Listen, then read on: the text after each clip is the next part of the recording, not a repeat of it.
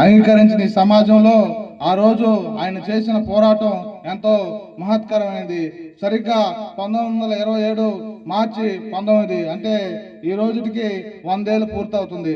అలాంటి స్ఫూర్తితో మనం కూడా అలాంటి పోరాట పటిమ కలిగి మనం అందులో కొంత కాకపోయినా కొంతైనా మనం చేస్తే మన భవిష్యత్తు ఎన్నో బాగుపడే వాళ్ళం.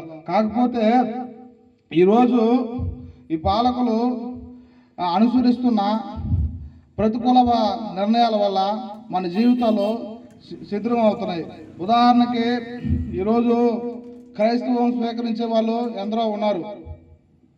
మన ఎస్సీలో క్రైస్తవులు ఉన్నారు, హిందువులు ఉన్నారు, అనేక రకాలుగా అనేక మతాలలో మనం ఉన్నాం. మనకి ఇష్టం వచ్చిన రాజ్యాంగం ప్రకారం మనకి ఇష్టం వచ్చిన మతంలో మనం అనుసరించవచ్చు. బౌద్ధులు కూడా ఉన్నారు.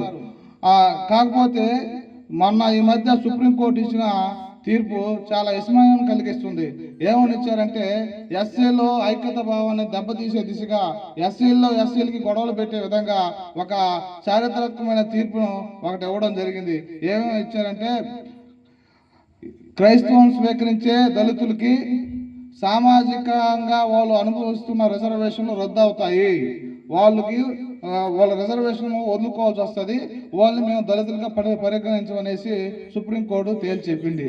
మళ్ళీ అదేవిధంగా ఈ మధ్య డిప్యూటీ స్పీకర్ అయినటువంటి రఘురామకృష్ణరాజు అంటాడు మీడియా సమావేశంలో, అసలు క్రిస్టియానిటీలో ఉంటే వాళ్ళకి అసలు దళితులుగా వాళ్ళు గుర్తించరు, వాళ్ళు దళితులే కాదు, కాబట్టి వాళ్ళకి రిజర్వేషన్ రద్దు కావాల్సిందేను.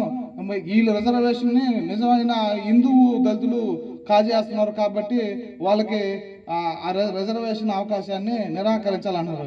అంటే దీన్ని బట్టి హిందూ దళితులు క్రైస్తవ దళితులు ఇప్పుడు గొడవలు వేసుకొని కొట్టుకొని చావాలా. ఇది వాళ్ళ యొక్క వ్యూహాత్మకమైన నిర్ణయం. ఈరోజు గ్రామాల్లో నేను పోయిన కాడ తెలియజేస్తున్నా, దయచేసి మనము వీళ్ళు చేసే కపట ప్రయోగాలకు మనము లొంగకూడదు. మనం ఇంతకాలం మనం కలిసిమెలిసి ఉన్నాం. ఇప్పుడు ఒక క్రిస్టియన్ మన తమ్ముడు ఉంటాడు, బావ ఉంటాడు, కలిసిమెలిసి ఉన్నాం ఈ సమాజంలో. ఎలాంటి భావాలు లేను. ఈ మధ్య కాలంలోనే మతోన్మాద శక్తులు ఏ విధంగా ప్రేరేపిస్తున్నారు, ప్రతి విషయాన్ని ఏదో ఒక ఇష్యూ చేసేసి మన మత ఐక్యత భావాన్ని దెబ్బతీస్తున్నారు. ఈరోజు ఇంతకాలం మనం కలిసిమెలిసి ఉన్నాం. పక్కన ముస్లిం సోదరులు ఉన్నారు, మనం కూడా కలిసిమెలిసి అన్ని పండుగలు చేసుకుంటా ఉన్నాం. దయచేసి మతాన్ని మనిషికి ముడిపెట్టి సమాజంలో ఐక్యత భావాన్ని దెబ్బతీసే దిశగా వీళ్ళు ప్రణాళికలు రచిస్తున్నారు. దయచేసి వీటికి మనం లొంగకుండా మనం అప్రమత్తంగా ఉండాలని మీకు తెలియజేస్తా ఉన్నా. వాస్తవంగా ఇప్పుడు జరిగే పరిస్థితులు చాలా దారుణంగా ఉన్నాయి. ముఖ్యంగా మన దళితులు